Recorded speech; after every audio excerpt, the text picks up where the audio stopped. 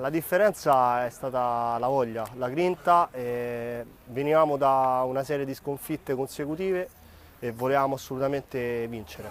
Loro un'ottima squadra, con grandi giocatori, ma secondo me la differenza, come dici tu, è stata proprio la voglia di vincere.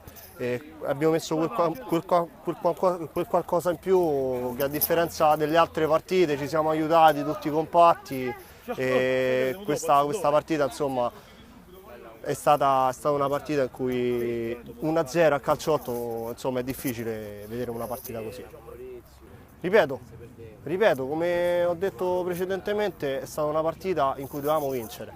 Dovevamo vincere perché si è visto pure, abbiamo avuto anche alla fine contratti, perché dovevamo per forza portare a casa il risultato. Sicuramente il Bacci è una grande squadra e noi lotteremo come abbiamo fatto questa partita, e adesso inizia, spero, la serie positiva. Grazie caro.